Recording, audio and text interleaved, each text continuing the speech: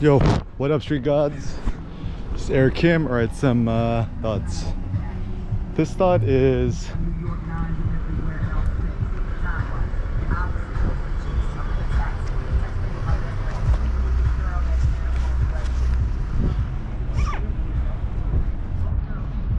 the zen of weightlifting. So I think the reason why I'm so addicted to lifting weights in the gym is, for me, you know, lifting weights and, you know, attempting a 1 rep max, not just grinding out reps. It's the closest thing I could get to kind of like an out-of-body experience where my mind totally goes blank. And even after the lift, after whether I've succeeded or whether I've not succeeded, it doesn't matter. Like almost for like maybe like 2 minutes, I'm kind of like in a daze. I'm like woozy. I'm like, yo, where am I? And I kind of lose a sense of myself, my ego, my sense of self.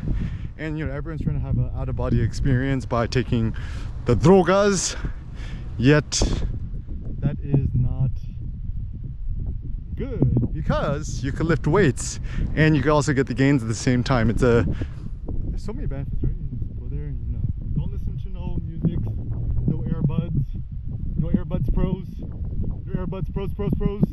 the pros max.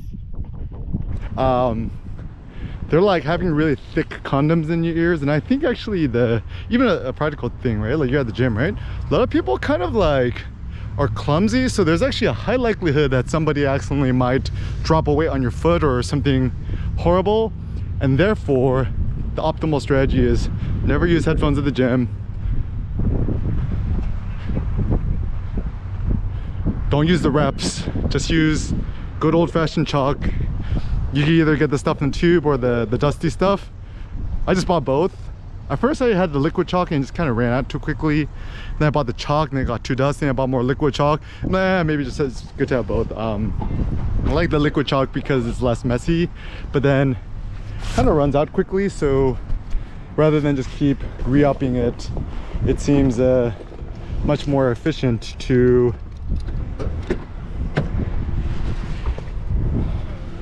use the stuff that comes in the chalk ball, because it lasts a little longer. But anyways, it doesn't matter. So everyone has their form of, you know, Zen meditation.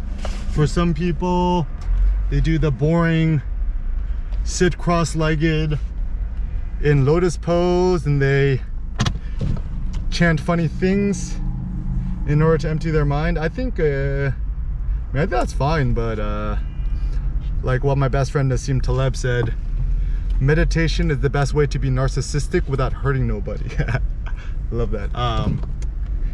And so I prefer weightlifting, you know, powerlifting, hyperlifting, whatever you want to call it. Actually, what I'm doing now, it's almost like a hybrid or a mix between bodybuilding style and also powerlifting, because the funny thing is nobody could put me in the same camp or category, because I do things that typically powerlifters don't really do, or they kind of poo-poo on it. Is, you know, the rack pull. Usually the rack pull, it's only done by typically powerlifters who want to just train their lockout, or it's bodybuilders who kind of just do it for reps and they do the shrugs and they put on the wrist straps, whatever, right? People look at me like I'm so bizarre because you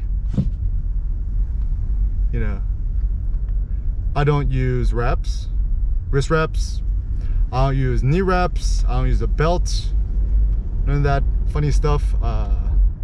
Only chalk and a mixed grip. Also, I don't use headphones. People think that's weird. And also I yell really loud and then the whole gym goes quiet because I'm the only one with the chutzpah to get really loud and go Ric Flair, woo, right? It's like that's the thing in the modern day life. You're not allowed to be loud. Only like low class people are loud, right? Like whenever you go to like a McDonald's or something, you have a bunch of like ratchet like hood kids with their hoodies all tightened up and they're just acting a fool, right? Or they're breakdancing on the subway, whatever. So yeah, I think treat or do the type of weightlifting or the exercises which allows you to kind of go more zen. Even I do this thing that Cindy coined, the squat walk, is where I just take the heaviest weight I could hold on my shoulders, walk back a little bit, attempt a micro squat. If I can't, I just put it back. Even a nano squat, right? And the reason I like it is because it's kind of like quote unquote dangerous or thrilling. It's very exciting, and I never know whether I'll be successful or not. That's why I always ask for a spotter. Oh, pro tip in life, have double safety. It seems like a good idea. Like, it's not enough have one saving account, have two savings account. Even one guy, this one guy I met in Hong Kong, super rich, successful dude, right? I asked him for his #1 financial advice in life. He said get double health insurance just in case something goes bad. I'm like, oh, that's super smart. So even like, let's say you're a gun holder, it's not enough to have a safety. Maybe it's a good idea to have a double safety, or else you'll accidentally, you know, shoot yourself in the foot, or worse, you know, shoot your wife or your kid, whatever. So having double safety is a good idea. Also, another way to be quote unquote safer is technically actually not to listen to music, because once again, there's this thing called perception where you could kind of get a sense of the environment around you, and by not having music or whatever on, you're actually much more in tune with the environment. Also, the reason why I'm kind of anti using weightlifting belts and that kind of nonsense is that technically in the long run it's actually more dangerous, because, you know, I did a 610-pound squat walk, attempted to the micro squat, and asked me, he's like, you don't use a belt? I'm like, nah. Like, you know, everyone's like, you know, spine, whatever. I'm like, actually the point is, by not using a belt, you actually strengthen your spine. So if you're using a weightlifting belt, honestly, I think people just do it as an aesthetic thing or a fear thing. Like aesthetic, like, oh, a powerlifter or a weightlifter uses, a serious one uses a weightlifting belt, therefore I must use one. And I think that's kind of silly. And then instead of using weightlifting straps, maybe it's better to just use chalk and a mixed grip, because one of my thoughts is grip strength is strength. If you're not strong enough to grip the thing,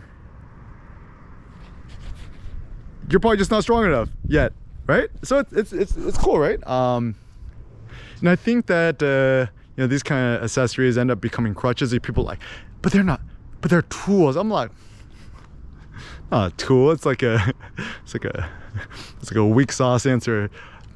Belts are for losers, like my friend Charlie Kirk says. What's this? It's a 3-dimensional loser. You're a loser in every single dimension. I love that. And yeah, I would say that it's a good idea to challenge conventional norms. You know, the zen of powerlifting or the zen of weightlifting is reduce the range of motion and increase the weight, and attempt something that like you don't think you could do, and you know, give it your all, 100% focus, hype lift, whatever. If you can't get it up, it's actually really empowering, because you could go to sleep that night knowing, oh, you know, I'm not strong enough yet. I tried doing a rack pull on the bench press thing, and then I couldn't get it up, and I think it's because the position is not optimal. So next time I'll just try on a standard power squat rack instead.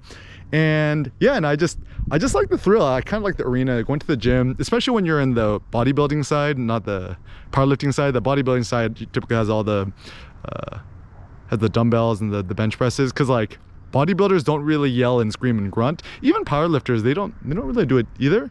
Like, who does that? Like strongman? I don't know. So like, even what I'm doing now, like I kind of approach it more like a strongman, like a hybrid between like a bodybuilding style exercise meets powerlifting, because I go for the 1 rep maxes, nothing else interests me.